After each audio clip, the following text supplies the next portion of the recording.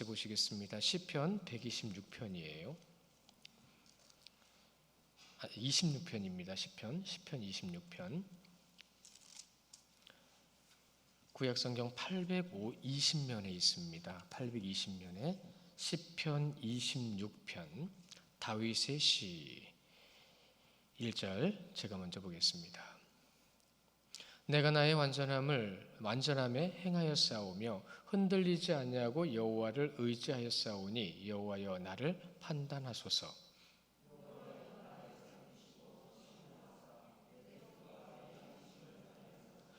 주의 인자하심이 내 목전에 있나이다. 내가 주의 질 중에 행하여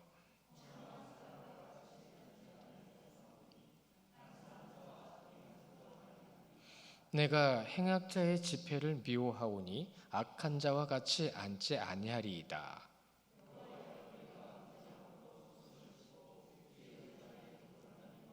감사의 소리를 들려주고 주의 기이한 모든 일을 말하리이다.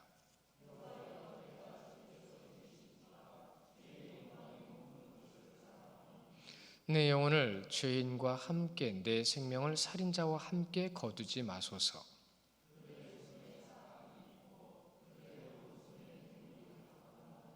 나는 나의 완전함을 행하오리니 나를 속량하시고 내게 은혜를 베푸소서.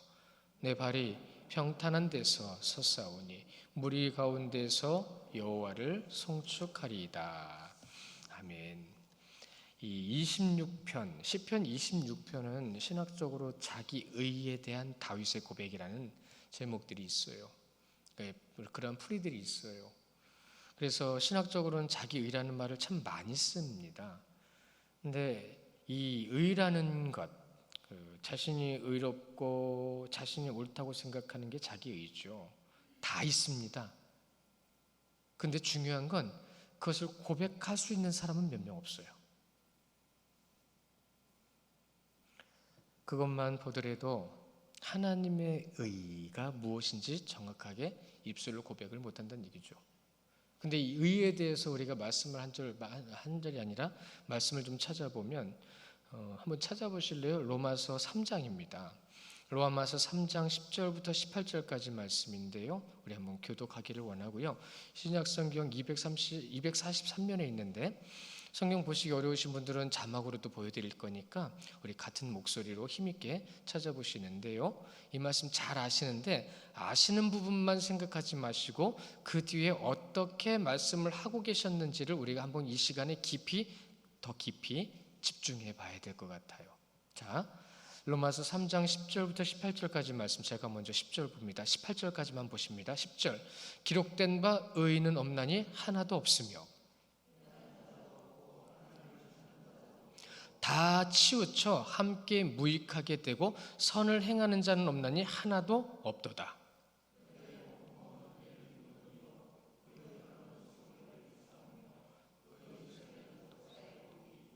그 입에는 저주와 악독이 가득하고 파멸과 고생이 그 길에 있어. 함께 봅니다. 그들의 눈 앞에 하나님을 두려워함이 없느니라 함과 같으니라. 아멘. 이 말씀은 예수님께서 십자가에 못 박혀 돌아가시고 장사되시고 부활하시고 난 다음에 승천하신 후에 기록된 말씀이에요. 그러면 그 후에 모든 자들에게 하신 말씀이에요. 그러니 그 모든 이들에게 하신 이 말씀을 통해서 우리는 여기서 무엇을 찾아야 될까요? 하나님을 향한 두려움이 없는 자는 자기 의가 강한 사람이라는 표현이 있습니다. 그러나 안타깝게도 이와 같은 복음의 원리를 접하지 못한 성도도 많습니다. 자기 의에 빠져 있는 걸 모르는 거예요. 이것은 한쪽으로는 목회자 책임입니다. 목회자가 그걸 알려주지 않고 그걸 깨닫고 그것이 말씀이 있다는 것을 알게 해주지 않으면 항상 자기 위에 빠져 있는 것조차도 깨달지를 못하게 되는 거예요. 두 가지를 나눠서 이렇게 정리를 하고 있는데 하나님의 말씀을 보지 않거나 내 중심으로 보기 때문이다라는 거 하고 또 하나는 전하는 자가 말씀을 올바르게 전하지 않고 있기 때문이다라는 거하고, 오늘 청년들도 잠깐 모여가지고 지금 독서 토론회를 하고 있는데, 독서 나눔을 하고 있는데 시간이 없어서 깊이는 못해요. 그런데 중요한 가지씩은 짚고 있는데, 제가 제일 원하는 말이 오늘도 나왔어요. 지난주에도 나왔고 지난번에도 나왔어요. 뭐냐면 읽으라고 안 하면 안 읽어요 라는 말이 나왔어요. 맞아요. 책을 정해놓고 읽으라고 해서 그 다음 주 주일날 그걸 가지고 나누니까 읽어는 와야 되겠는 거야. 근데 그렇게라도 읽으니까 그 내용은 들어오는 거예요. 근데 읽고 더 고민을 해봐야 거기서 뜻하는 바를 알 수가 있는데, 급하게 읽으니까 사건 전개는 있지만, 사건 전개에 대한 어떤 놀라움도 있지만 거기에 깊은 뜻까지는 못 들어가는 거예요. 어떻게 보면 우리가 말씀을 보는 모습이 또 그러지는 않을까요? 우리가 정말로 하나님 앞에 어떠한 그 의라는 것이 무엇인지를 알아야 돼요. 몰라서 빠져 있는 경우가 많아요. 자, 자기의라는 말이 지금 말씀드린 것처럼 인간적인 자기의 반면에 진짜 자기의가 있습니다. 이것을 말씀을 드릴 때 무엇이냐면, 하나님의 의가 나타나도록 내가 주님 앞에 서 있는 거예요. 이것이 인간이 가질 수 있는 유일한 자기의입니다. 하나님을 나타내는 것. 이제는 아시겠죠? 이제는 아셔야 되죠.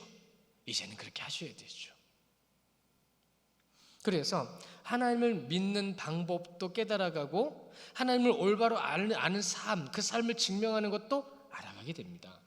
어떠한 방법으로든 하나님을 고백하고 나타내는 것이 우리들 가운데 나타나야 돼요. 말로 하셔도 돼요. 사랑합니다, 마라나타. 행동을 하셔도 돼요. 따뜻한 손길 한번 잡아주고, 그리고 그 사람한테 관심 가져주는 거예요. 그래서 구역장님들은 오늘 우리 식구들 잘 지냈나? 그 말 한마디와 그 생각 한 번에 주님께 그 마음을 드리는 거예요. 잘 지냈을까? 이것이 성도의 교제입니다. 믿기 때문에 부족하고요, 연약하고요, 부끄러워도 믿음의 실천을 하는 거예요. 믿기 때문에. 우리가 이 믿기 때문에라는 거, 여러분, 우리에게 기회를 주신 겁니다. 천국 들어갈 때까지 다 기회예요. 더 섬길 수 있는 기회, 더 믿음에 온전히 설 수 있는 기회, 그러한 중요한 기회 우리에게 주신 겁니다. 그래서 원래는 신학적으로 이신칭의가 먼저가 아니에요. 이신득의가 먼저예요. 우리는 얻었어요. 이신, 믿음으로 인해, 칭의, 의롭다, 칭함을 받는 겁니다. 그런데 먼저 우리가 얻었잖아요. 이신득의, 의를 얻은 거예요. 그리고 나서 이제 우리가 믿는 거예요. 믿기만 해도 의롭다고 칭해 주시는 하나님의 은혜를 우리는 감사하죠. 그 은혜 가운데 있는 거죠. 시편 26편의 다윗이 의인이라고, 그를 의인이라고 우리가 표현하고, 하나님께서도 그렇게 말씀하시는 이유가 분명히 우리는 26편에서 확인할 수가 있어요. 자신을 돌아보고 자신의 모든 죄된 모습에 대해서 고백하고 있죠. 죄인으로서 하나님이 누구신가를 분명히 드러낼 때에 인간이 가질 수 있는, 다시 한번 말씀드립니다. 꼭 기억하셔야 돼요. 인간이 가질 수 있는 유일한 의가 하나님을 나타내는 것으로만 가능한 겁니다. 1절에 내가 나의 완전함을 행하였사오니, 이렇게 얘기하니까 다윗이 완전한 것 같죠? 아니에요. 원문의 뜻은 내가 완전하도록 이란 뜻이에요. 완전하도록. 그러니까 완전하도록 나에게 허락하신 하나님 앞에 내가 그것을 행하기 위해서 최선을 다했다는 겁니다. 최선을 다하는 거예요. 완전한 사람은 아무도 없습니다. 그런데 완전하려고 너무 지나치게 애쓰다 보니까 문제가 생기는데, 여기서 이 완전함이라는 이 베투밈이라는 이 원문의 뜻이 이런 겁니다. 언약적 뜻이 있는 거예요. 언약적, 신실함, 하나님의 신실함의 뜻이 있는 거예요. 그러니까 그분만이 완전하시기 때문에 우리를 완전한 길로 이끌어 가실 수 있는 분은 누구시라고요? 여러분, 노아와 아브라함은 완전한 자라고 말씀하셨지만, 여러분이 아무리 눈 씻고 성경을 찾아봐도 그가 완전한 모습을 보이는 건 없어요.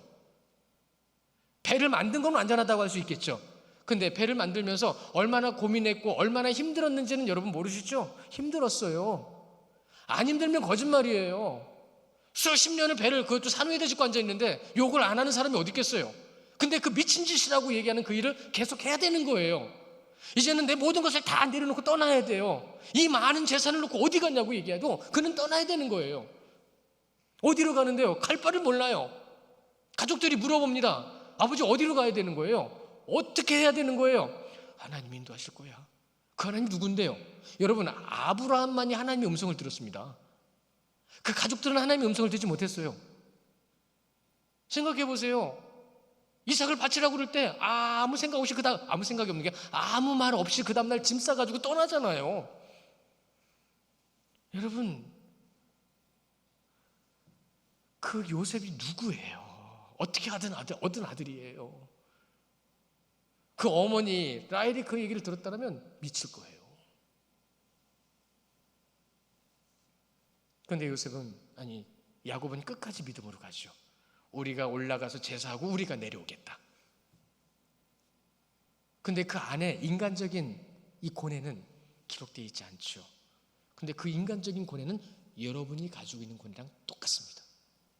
그러니까 성경에 있는 모든 사건 가운데 여러분이 가지고 있고 여러분이 생각하시는 모든 것을 적용하시면 맞아요. 그런데 하나님은 이렇게 하셨고 그렇게 하심을 통해서 그는 하나님께서 기뻐하시는 자리까지 간 거예요. 다윗이 그랬다는 겁니다. 다윗이요. 하반절에 보시면 흔들리지 아니하고라는 말이 있잖아요. 이 흔들리지 아니하고라는 말은 하나님께서 흔들리지 않게 지켜주셨다는 뜻입니다. 근데 원래 이 흔들리다라는 말이 원문의 뜻으로는 실족하다라는 뜻이에요. 실족하다. 실족한 게 이 흔들림보다 좀 더 세잖아요. 그래서 이게 약간 아쉬운 거예요, 이게 번역이. 근데 너무 많이 흔들리죠, 우리는. 갈대와 같이 흔들리죠. 여기에서 더욱 분명한 의미가 드러나는 것은 이렇게 말씀을 드려보죠. 나를 실족하지 않게 하시는 분은 오직 누구시라고요? 하나님. 여러분이 믿는 그 하나님. 이 모든 이유와 결과는 바로 여호와를 의지하면 된다는 것을 다윗을 통해서 우리에게 말씀해 주세요. 이 모든 것의 판단은 오직 하나님만, 믿음 안에서의 판단만이 있다는 것을 잊지 마셔야 됩니다. 우리는 판단할 권한이 없어요. 그러니까 목사들이 제일 위험한 겁니다. 아마도 여러분 심판대 앞에 가서 제일 많이 혼날 사람들이 목사일 거예요. 내가 너에게 알려줬고 너로 하여금 전하게 했고 너로 하여금 그렇게 하라고 했는데 너는 어떻게 했는데? 아마 목사들이 제일. 그래서 옥하는 목사님이 돌아가시기 전에 그러셨나 봐요. 목사가 이런 거면 나 목사 안 했을 텐데. 알고 목사하라고 그랬더라면 안 했을 텐데. 사역 다 끝내고 누가 봐도 목회자들과 성도들이 봐도 그 정도면 훌륭한 사역자다라는 평을 받는 그도 이렇게 얘기하신 거예요. 알았으면 안 했다고. 저도 목사 한 수 받고 그 얘기를 들었어요. 참 그렇습니다. 뭐라고 표현해야 될지 모르겠어요. 그러나 하나님이 저의 이 믿음을, 우리의 이 믿음을 하나님만을 온전히 의지하는 믿음으로 이끌어 가시도록 의지하는 건데, 그 의지하는 모습을 판단하실 분은 오직 여호와, 그분 하나님뿐이시라는 거예요. 그래서 1절에 인간이 의로울 수 있는 단 한 가지 방법을 말해주는 겁니다. 1절에서요.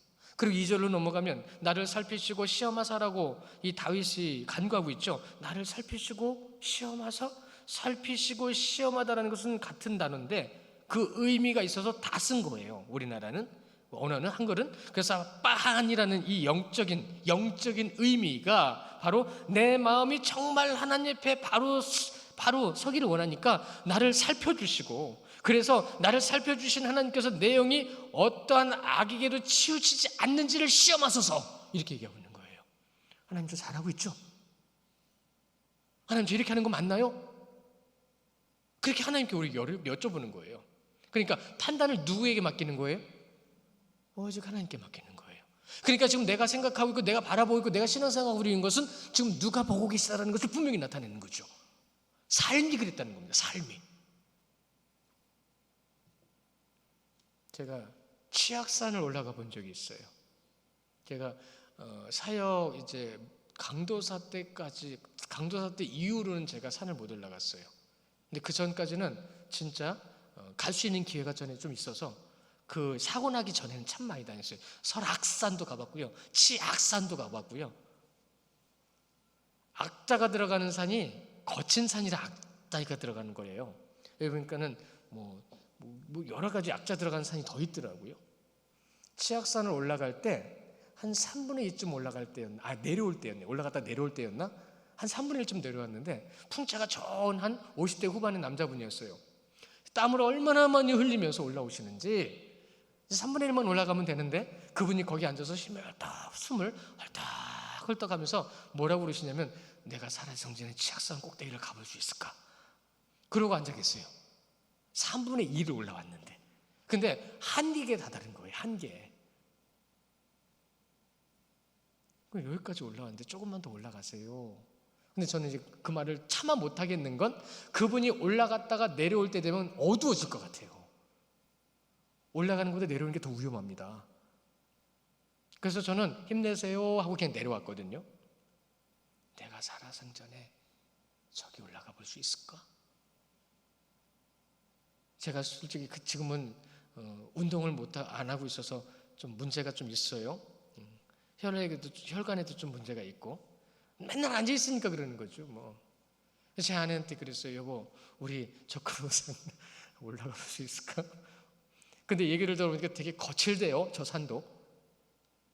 올라가 볼 수 있을까? 그랬더니 제 아내가 과연 모르겠습니다. 근데 올라가 보고 싶어요. 올라가서 한번 전체적으로 한번 보고 싶어요. 어떻게 생겼나? 천국에 가시면 다 보일 거예요. 여러분이 생각지도 못했던 엄청난 것들이 다 보일 거예요. 그런데 그것을 이곳에서도 보십시오. 이곳에서도 경험하십시오. 하나님은 다 예비해 주시고 준비하셨는데 우리는 기대한 것만큼도 못 봐요. 계획한 것만큼도 못해요. 그러나 주님을 의지하고 믿으시면 그 이상의 것으로 하나님께서 여러분에게 은혜를 베푸실 줄 믿으시기 바랍니다.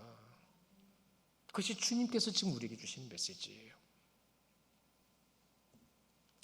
항상 깨어 있어야 된다라는 말을 그래서 다윗을 통해서 우리에게 다시 한번 말씀하실 때에 3절 4절의 고백을 보시면, 먼저 3절이 이래요. 주의 인자하심이 내 목전에 있나이다. 내가 주의 진리 중에 행하여. 그렇죠?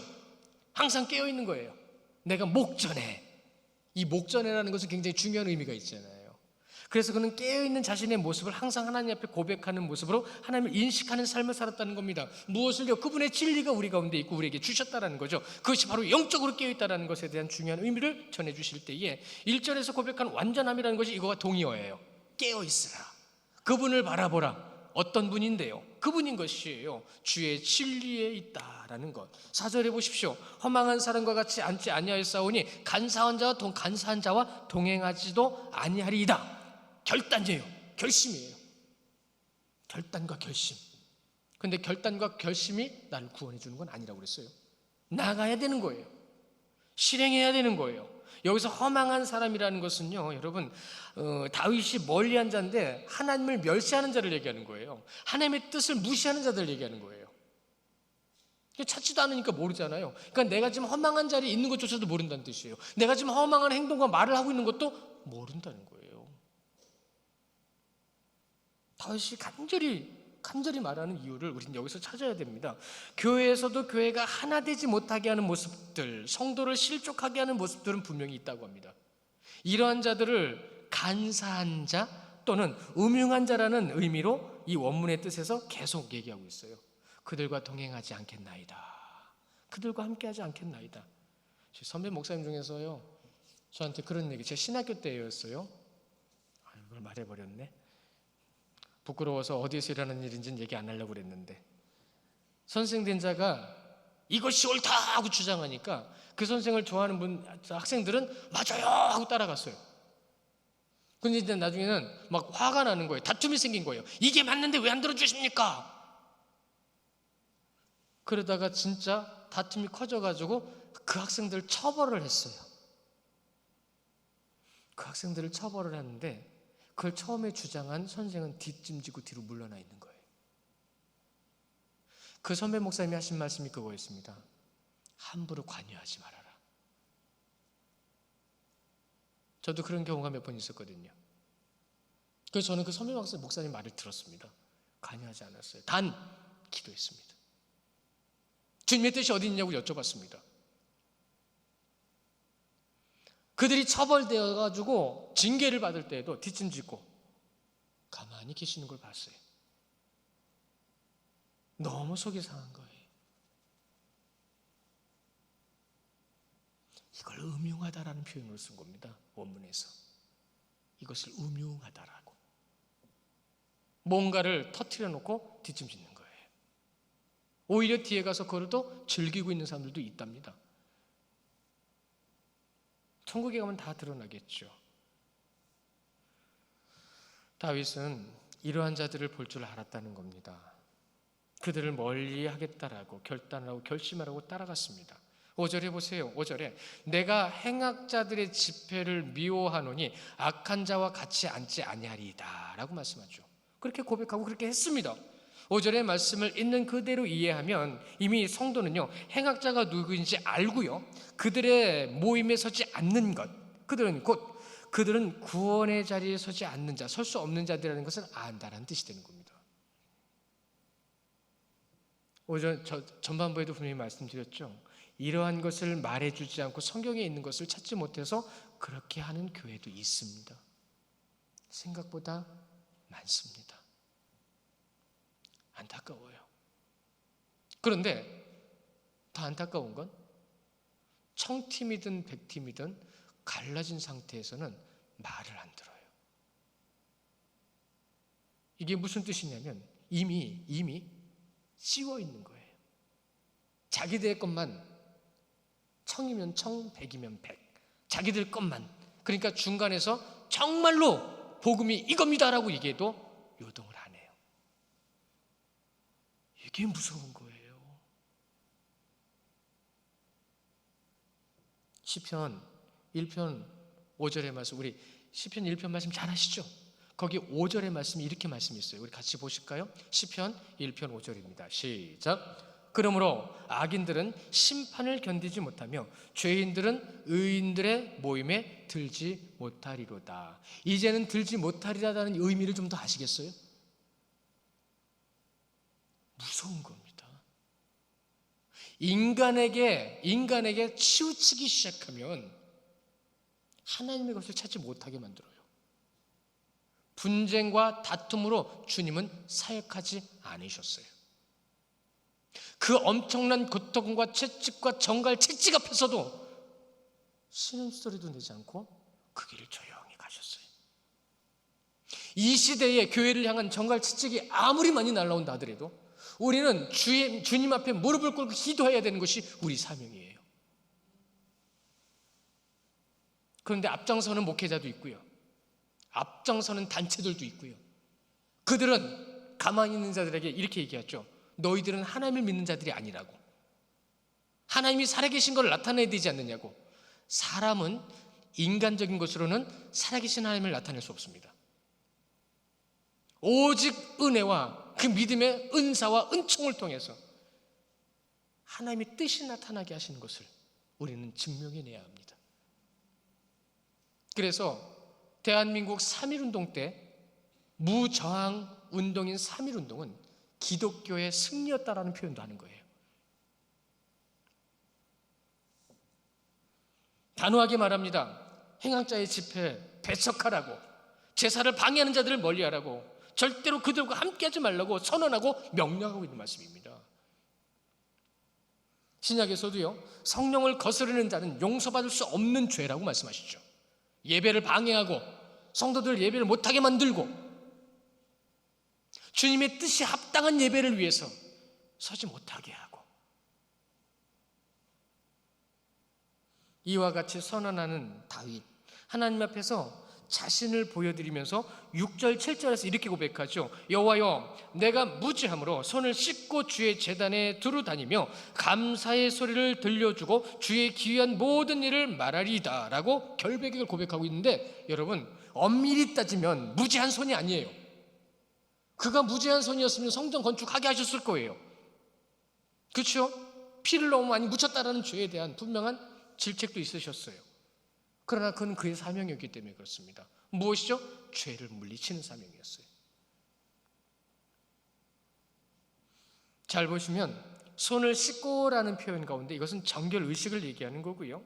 제사, 곧 예배를 위해서 하나님 앞으로 나아가는 자의 손을 깨끗이 씻기 위한, 이것을 신학적으로 회개입니다. 회개가 있어야 한다는 것. 다음은 예배에 참여하는 자로서 하나님께 감사해야 된다는 것. 그래서 회개가 없으면 감사가 없다는 거예요. 회개가 없으면 나의 모습을 돌아보고 나의 신앙의 모습을 온전히 주님께 드리고자 하는 그 노력이 없으면 감사할 수 없어요. 그런데 감사가 참 많죠. 그 외에 감사를 중요하게 생각하는 모습들이 있는데 그건 나중에 얘기하고요. 그러나 당시에도요, 지금 현재에도요, 회개에 대해서 자각하지 못하는 부분들에 대해서 우리는 솔직히 고백해야 돼요. 무엇을 회개해야 되는지도 모르고요, 어떻게 회개해야 되는지도 모르는 심각성을 가지고 있다고 얘기합니다. 먼저는 자신이 죄인이라는 의식이 없으면 회개 못해요. 그리고 자기 의가 커서 회개할 것이 없다고 생각하는 이들도 있습니다. 여기 그 두 부류를 전해주고 계세요. 다윗은 스스로 죄와 멀리하였음에도 손을 깨끗이 씻고 제단에 올라갈 때에 정결 의식을 통해서 더욱 하나님 앞에 온전히 서기를 노력했으며, 그렇게 할 수 있게 하신 하나님께 7절에서 감사하고 있는 겁니다. 예배할 수 있게 하시니 감사합니다. 말씀 보고 기도할 수 있게 하시니 감사합니다. 그 은혜와 은총과 능력 가운데 설 수 있게 하시니 감사합니다. 회개가 없는 예배에는 감사가 있을 수 없다라고 전해주시는 거예요. 그래서 자신을 정결하게 깨끗하게 하기 위하여 정결의식에 순종하는 삶을 보여주고요, 구별된 자로서 설 수 있도록 하기 위해서 노력하고요, 그 노력하는 그 모습만 가지고도 하나님께 감사를 드릴 수 있게 우리는 고백해야 됩니다. 회개와 감사를 통해서요, 드리는 제사와 예물만이 하나님께 기뻐하시는 것이다라고 말씀하고 있습니다. 이것이 여호와 하나님을 사랑하는 자의 모습임을 8절에서 말씀하고 계세요.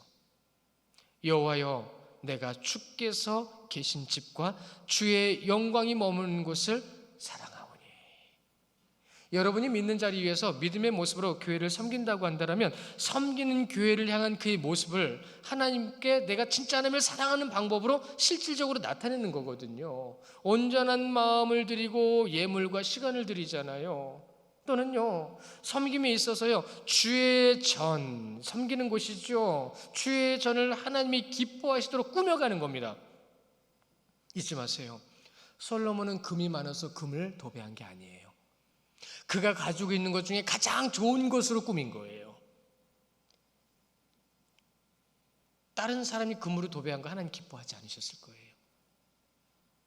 그러나 솔로몬은 아버지 때부터 정성을 다하고 최선을 다해서 내가 할 수 있는 것으로 하나님의 성전을 꾸몄기 때문에 하나님께서 기뻐 받아주신 거예요.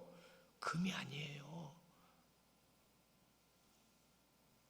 근데 우리는 그 눈에 보이는 것에 또 현혹이 되잖아요. 가장 깨끗하고 가장 온전하면서 가장 정성스럽게 내가 귀하고 좋은 것으로 하나님께 드릴 때 하나님은 기뻐하십니다.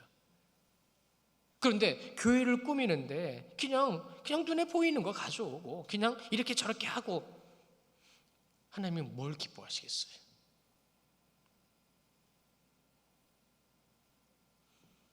여러분의 중심에 따라 다 다르겠지만 진짜 하나님의 전을 온전히 꾸미고 정성을 다하여 예배드리는 자리가 어떠해야 되고, 그래도 우리 교회 성도님들은 참 청소하는가 교회 전반적인 걸 다 잘 깨끗하게 잘 하시는 편이세요, 진짜. 그런데 이제는 우리가 한 걸음 더 나아가서요, 교회 집기도 그렇고 또한 시설물도 그렇고 진짜 주님께서 기뻐하시는 게 뭘까 좀 더 고민해 보셔야 될 거예요. 아니요, 하셔야 돼요. 저도 그렇게 고민하고 있어요. 하나님이 기뻐하시는 것, 예수님이라면 어떻게 하실까? 끝으로요, 다윗은 하나님께 간구하는 것 같지만 심판받는 자들이 누구인지를 알려주고 있어요. 즉 구별된 자로서 세워주신 것에 대한 감사가 맞기는 하지만 오늘 말씀해 보시면 죄인과 살인자들 그들은 구원받을 수 없는 자라는 걸 선언하고 있는 겁니다. 말씀을 보실 때 그러니까 이면적인 걸 한번 생각해 보세요. 이렇게 말씀을 하시면 이거는 이렇겠구나. 여러분은 벌써 그런 분별과 구별을 하나님께서 주셨거든요. 구하시면 더 주시거든요. 더 주시는 것 가운데서 여러분들은 더 놀라운 것을 경험하실 수 있으십니다. 그게 여러분에게 주신 특권이에요. 마음을 넓히고 생각을 넓히고 구원받지 못한 자다라는 그 말, 이 짐마라고 하는 원문의 뜻은요 이런 겁니다. 누가요? 짐마는요 사악한 자를 얘기하는 거예요. 그리고 아까 앞에 말씀하셨던 것처럼 허망한 자를 말씀하시는 거예요. 그러니까 그 안에 들어있는 모든 간사함과 행악한 모든 것, 또한 뇌물이 있죠. 이 뇌물이라는 말도요 음흉이라는 뜻이 있어요. 인간의 욕망과 야망을 위한 신앙은 없습니다. 오직 하나님께로만. 그래서 10절에 그들의 손, 오른손이 있죠. 이것을 반복해서 말씀하여 기록하신 이유가 그들은 그것이 옳다라고 하는 자들이라는 거예요. 사람의 손이 옳을 수 없습니다. 오직 하나님. 성경은 분명히 말씀하십니다. 의인은 없나니 하나도 없다고요. 11절 12절의 고백은 자신이 완전하다라는 뜻으로 말씀하시는 것 같지만 완전하기 위해서 최선을 다했다라는 뜻이에요. 완전함은 무엇인지 오늘 26편에서 시작부터 계속 말씀하시죠. 거기에는요 다윗이 고백하고 회개하고 감사한다라는 것이 완전함의 길로 가는 겁니다. 완전함의 자리에 서게 되는 겁니다. 계속해서 지키기 위해서 최선을 다했다. 이것이 바로 구속의 은혜라는 거죠. 나를 속량하시고 내게 은혜를 베푸소서. 그러므로 회개와 감사가 없는 것은 구속의 은혜를 모른다라는 뜻이 되는 거고, 이것을 밝히는 다윗의 모습을 통해서 이것만이 평탄한 길이요 형통한 길의 시작이라는 것을 그는 우리에게 말씀해 주시는 거죠. 다윗이요 하나님을 찬양하며 이러한 영적 승리를 알게 하신 것과 영적 승리를 누리게 하신 것에 대한 감사가 오늘 이 고백인 거죠. 오늘 이 고백인 거죠. 성도 여러분, 영적 승리는 마음으로 확인할 수 있다라고 해요. 왜요? 그 마음에 평안이 있으면 승리하는 겁니다. 하나님의 평안. 그래서 그 하나님이 주시는 평안이 결국은 승리인 거예요. 승리로 이끌어 가시는 하나님의 놀라운 역사. 근데 이 평안이 없잖아요. 맨날 싸우는 거예요. 나하고 싸우고 사람하고 싸우고 밖에 나가서 싸우고. 그러니까 이 마음이 맨날 힘들기만 하는 거예요. 눌림이라는 것. 그렇죠. 우리는 지금 영적 전쟁을 하고 있습니다. 그래서 주석은요 이 26편의 마지막을 이렇게 말하고 끝냅니다. 다윗의 영적 승리의 비결의 기록이다라고요. 시편 26편의 말씀을 깊이 묵상하시고요, 온전한 신앙으로 한 걸음 더 나아가시는, 그래서 일주일 동안 오직 예수 그리스도 이름으로 승리하시는 우리 귀한 성도님들 되시기를 주님의 이름으로 축원합니다. 우리 이 시간에 잠깐 기도할까요?